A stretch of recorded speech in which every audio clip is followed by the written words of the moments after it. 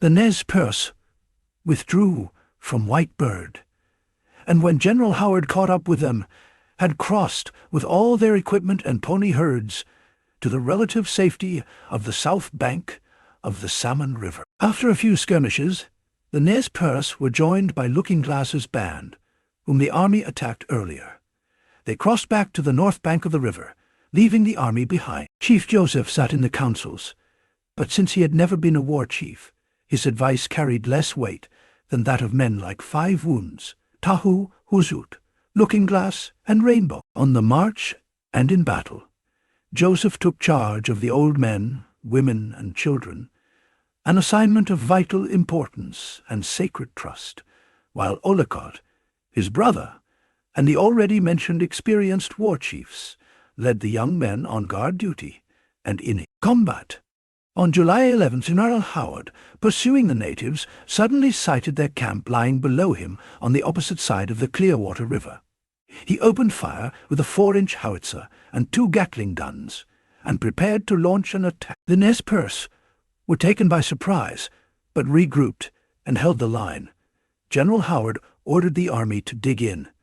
Several times, small groups of Nez Perce charged to engage the soldiers in hand-to-hand fights. The fighting raged all day and continued in the same spot the next morning. The fighting lasted until noon, when Chief Joseph managed to pack the families and got them safely away with the herds. The Nez Perce then withdrew, suffering 4 deaths and 6 wounded. The army losses were 13 killed and 27 wounded. Looking Glass, who had hunted buffalo and fought with the Crows in Montana, urged that they cross the mountains and join that tribe. They thought General Howard would leave them alone once they left Idaho. So his proposal was accepted. It was a painful and exhausting trip for both the pursuers and the pursued. In the meantime, word of the native flight had been telegraphed ahead to Montana, and from Missoula, Captain Charles C. Roan, with 35 men of the 7th Infantry and 200 citizen volunteers from the Bitterroot Valley, hastened to the eastern end of the Lolo Trail and threw up a log fort to block the hostiles' passage until General Howard could catch up to them from the rear. After 9 days in the mountains, the Nez Perce appeared above Roan's fort, and Joseph, Looking Glass, and an elderly chief named White Bird came down for a parley. Explaining that they were on their way to the Crows, the natives promised to move peacefully through the Bitterroot Valley, respecting the settlements and paying for any supplies they needed. This satisfied the volunteers, who, having no stomach for a fight with them, deserted Captain Roan and went back to their homes. The Nez Perce stopped for several days at Stevensville to rest up and trade stock with the settlers. Looking Glass patrolled the streets of Stevensville, making sure his young warriors weren't getting drunk and causing trouble. The friendly treatment they received from the Montana citizens made them believe that, now that they were out of Idaho, the war was over and they were safe. They moved leisurely south to the Big Hole Valley and, on an open meadow beside the Big Hole River, set up camp to rest. General Howard was still far back in the Bitterroots, temporarily out of the picture. But, unknown to the Nez Perce, a new force of 163 Army regulars and 35 volunteers under Colonel John Gibbon was hurrying cross-country from Fort Shaw on the Sun River by forced march to attack them. On the night of August 8th, Colonel Gibbon gained a wooded hill above the unsuspecting Nez Perce camp, and, the next morning at dawn, launched a surprise attack. Fearing volleys into the sleeping camp, the soldiers charged down the hill in a long line, forded the shallow river, and swept into the camp, shooting and clubbing men, women, and children. Colonel Gibbon's commanding officer on the left had been killed during the opening charge, and, without a leader, that part of the line faltered as natives stood their ground and fought back desperately from their teeth. The troopers were forced toward the right, allowing the Nez Perce in that sector to get a firing line against them. This brought confusion to the main part of the camp, where Colonel Gibbon's men, in complete control, were unsuccessfully trying to set the leather teepees on fire, with his troops being pushed together and soldiers being stuck, both by the warriors on the left and by Whitebird snipers on the right. Colonel Gibbon, who had been wounded in the leg, ordered a withdrawal across the river to the protection of the wooded knoll from which the attack had been launched. The Nez Perce swarmed after him, and in a few moments he found himself on the defensive, fighting fiercely, his position encircled by well-concealed native sharpshooters. While the warriors held the army under encirclement, Chief Joseph once again gathered the families and herds and moved away south. By 11 that night, with their camp safely away, the warriors decided to break off the engagement. Backing off slowly to guard against pursuit, they took to the trail after Joseph. Joseph estimated that 80 Nez Perce were killed, 50 of them women and children. This battle marked a turning point. No more would Chief Joseph and his tribe believe that peace could be an option. Colonel Gibbon's men, caught up and dazed, were in no condition to follow. 33 soldiers were dead and 38 wounded. 14 of the 17 officers were casualties.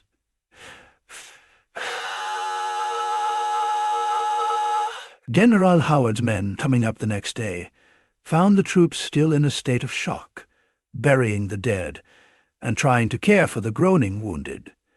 As for the Nez Perce, they decided to seek refuge in Canada, like Sitting Bull before them. They headed east toward Targhee Pass, which would lead them over the Continental Divide to Yellowstone, where they could turn north to Canada. As General Howard was on their tail, in a night attack, 28 warriors infiltrated General Howard's camp and ran off the general's horses. General Howard came to a dead halt, forced to search the settlements for new horses. Meanwhile, the natives hurried and entered the Yellowstone National Park. They ran into several groups of tourists. Some of the young warriors, now utterly distrustful of old whites, apprehended and shot 2 of them, although Chief Joseph did what he could to protect the rest. Army troops of the 7th Cavalry, under Colonel Samuel Sturgis, were waiting for the Nez Perce to emerge from the park. But Joseph and his people crossed the Absaroka Range in places deemed impassable and eluded their captors. Then they continued straight north for the Canadian border, their refuge of last resort. Sturgis gave chase with 300 men. At Canyon Creek, the bands turned north, and here on September 13th, Colonel Sturgis' hard-riding cavalry overtook. There was a furious fight, but at the end, the Nez Perce managed to escape. They counted 3 wounded, while the army lost 3 men and 11 remained wounded. The Nez Perce were becoming tired and dispirited, and they were losing horses. Beyond Canyon Creek, their old allies, the Crows, now in service as scouts for the army, began to attack them. The Nez Perce fought them off in running engagements and continued across the Musselshell to the Missouri River. About 40 miles short of the Canadian border, exhausted by the long flight, they paused to rest, confident that they had escaped all pursuers. But they were wrong. From Fort Keogh in the east, Colonel Nelson A. Miles, with nearly 600 men that included the 2nd and 7th Cavalry, the mounted 5th Infantry, and a body of high-end warriors, was riding across Montana, hoping to intercept the hostiles before they crossed the border. On the cold, blustery morning of September 30th, Colonel Miles' Cheyenne scouts sighted the Nez Perce teepees on the northern edge of the Bear Paw Mountains. Colonel Miles ordered an immediate attack. The Cheyenne and the 7th Cavalry, supported by the 5th Infantry, charged across the open ground toward the camp. One army group attacked the camp, while the 2nd scattered some of the tribe's horses. As the attack caught the Nez Perce by surprise, some were in camp, and some were scattered around it.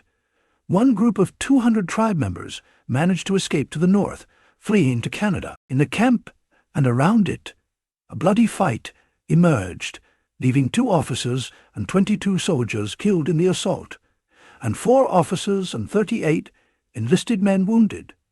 On the other side, many of the tribe's war leaders were killed. The heavy casualties Colonel Miles had sustained deterred him from ordering another charge, and he decided to lay siege to the camp. He made one attempt to cut off the natives from their water supply by establishing a line between the camp and the river.